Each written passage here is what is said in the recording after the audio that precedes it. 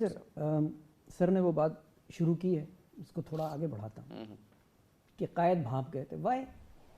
جیسے میں نے پہلے کئی بار عرض کیا ہے کہ جو شخص انگریز کے منہ سے نوالا چھیننے جا رہا ہے اسے نہیں پتا تھا کہ اب اس ملک کا دفاع کیسے کرنا ہے، سسٹینڈ کیسے کرنا ہے. یعنی ٹھیک ہے مل گئی آزادی، مل گئی ہے، وہ ملک کو چلانا کیسے ہے، اس کو سسٹین ایک آزاد ریاست کے طور پہ، جبکہ وہ بار بار کہہ رہے ہیں کہ یہ بنا ہے رہنے کے لیے، بسنے کے لیے.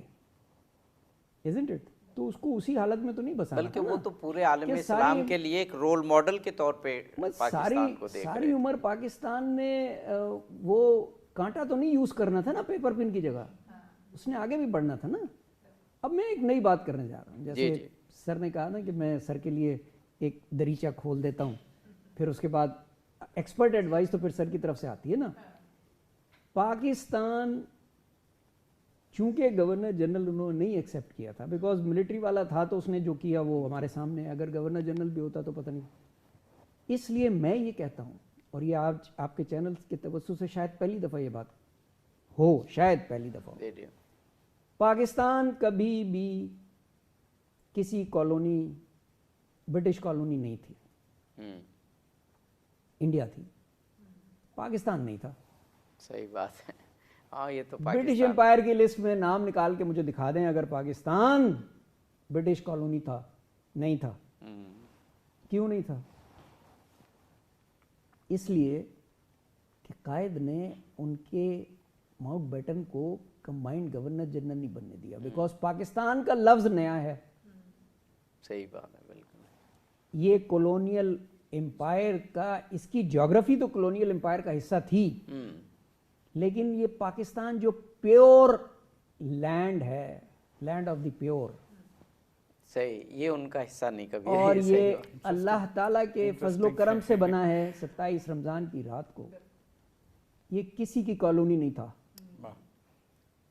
ایک آزاد ریاست تھی، ایک آزاد ریاست ہے، اور آزاد ریاست، اور انشاءاللہ ایک آزاد ریاست رہے گی. یہ بھی ہم بے شک بنگلہ دیش ہم سے علیحدہ ہو گیا، ایسٹ پاکستان، لیکن مسلمان ملک، لیکن مسلمان ملک ہے. اور دوسرے یہ کہ بنگلہ دیش بھی کسی کی کالونی نہیں تھا.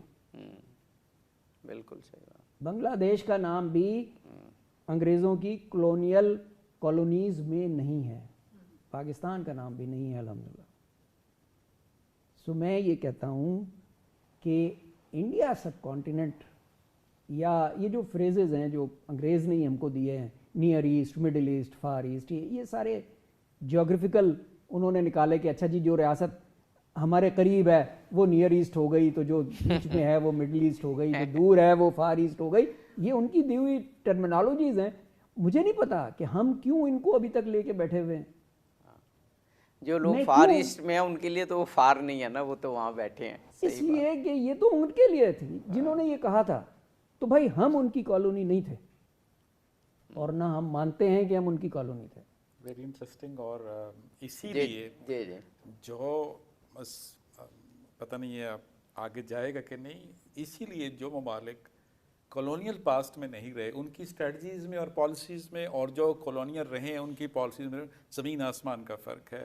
آئی ایم گریٹفل انہوں نے یہ چیز چھیڑی. میں سر یہ پوائنٹ اٹھانے کی وجہ یہ تھی کہ میں استاد کے سامنے اٹھاؤں تاکہ یہ اس کے اوپر روشنی ڈال سکے.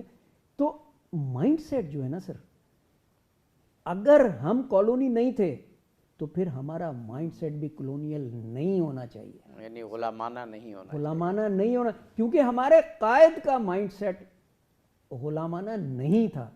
وہ ایک انتہائی انڈیپینڈنٹ سوچ والے آدمی تھے، ٹھیک ہے.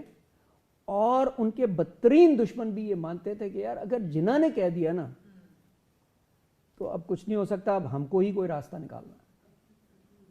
بالکل صحیح. تو آج ہمیں یہ تھوڑا سا اندر دیکھنے کی ضرورت ہے، یہ ضرورت ہے